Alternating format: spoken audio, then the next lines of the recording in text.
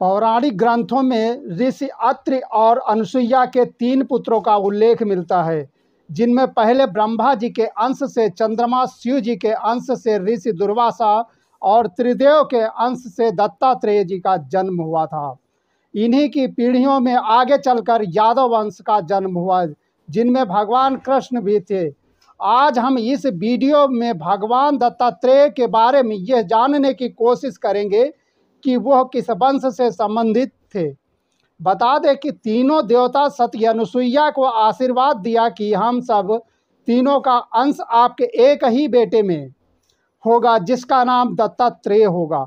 अत्रि दंपति की तपस्या और त्रिदेवों की प्रसन्नता के फलस्वरूप विष्णु के अंश में महायोगी दत्तात्रेय, ब्रह्मा के अंश में चंद्रमा तथा शंकर के अंश में महामुनि दुर्वासा, महर्षि अत्रि एवं देवी अनुसुईया के पुत्र के रूप में आविर्भूत हुई। कार्तवीर्य अर्जुन, श्री कृष्ण और बलराम राजा यदु के वंश से थे। यदु के वंशज होने के कारण इन्हें यदुवंशी क्षत्रिय कहा जाता है। तुर्वस के वंशज बलूचिस्तान के मलेच्छ और दक्षिण भारत के द्रविड़ थे। द्रविड़ के वंशजों में गंधार और शकुनी शामिल थे। वसुदेव यदुवंशी सूर तथा मरीषा के पुत्र, कृष्ण के पिता, कुंती के भाई और मथुरा के राजा उग्रसेन के मंत्री थे। इनका विवाह देवक अथवा आहुक की 7 कन्याओं से हुआ था, जिनमें देवकी सरप्रमुख थी। वे वृष्णियों के राजा व यादव राजकुमार थे। रिश्ते में नंद और वसुदेव चचेरे भाई थे। वसुदेव ने अपने नवजात शिशु कृष्ण को लालन पालन हेतु नंद को सौंप दिया था। हरिवंश पुराण के मुताबिक वसुदेव और नंद बाबा रिश्ते में भाई भाई थे। ब्रह्मा के 10 पुत्रों में से महर्षि अत्रि थे तथा उनका आखिरी अस्तित्व चित्रकूट में सीता अनुसुईया संवाद के समय तक अस्तित्व में था। श्रीमद् भागवत कथा के मुताबिक ब्रह्मा, विष्णु और शिव जी सती अनुसुईया के पतिव्रत की परीक्षा लेने के लिए रूप बदलकर उनके आश्रम पहुँचे थे।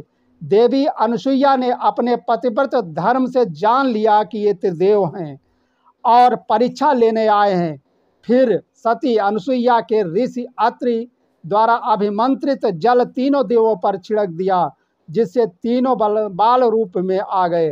देवी अनुसुईया उन्हें पालन में लिटाकर और प्रेम तथा वात्सल्य के पालने लगी। इससे देवी सरस्वती, लक्ष्मी और पार्वती जी सती अनुसुईया के पास गई और उन्हें फिर से असल रूप में लाने को कहा। माता अनुसुईया ने कहा कि तीनों ने मेरा दूध पिया है, इसलिए इन्हें बाल रूप में ही रहना होगा। यह सुनकर तीनों देवों ने अपनी शक्तियों को मिलाकर एक नया अंश पैदा किया, जिसका नाम दत्तात्रेय रखा गया।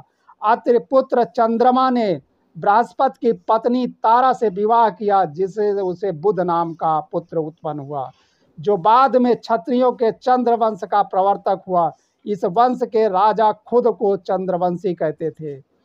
अत्रि से चंद्रमा, चंद्रमा से बुध, बुध से पुरर्वा, पुरर्वा से आयु, आयु से नहुस, नहुस से यति, ययाति, संयाति या आयाति, बियाति और क्रति नामक 6 महाबल विक्रमशाली पुत्र हुए।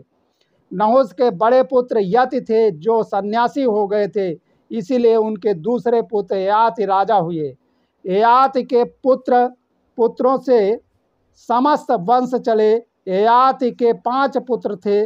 देवयानी से यदु और तुर्वस तथा शर्मिष्ठा से द्रुहिम, अनु एवं पुर हुए। यदु से यादव, तुर्वस से पवन, तुर्वस से यमन, द्रहु से भोज, अनु से मलेच्छ और पुर से पौरव वंश की स्थापना हुई।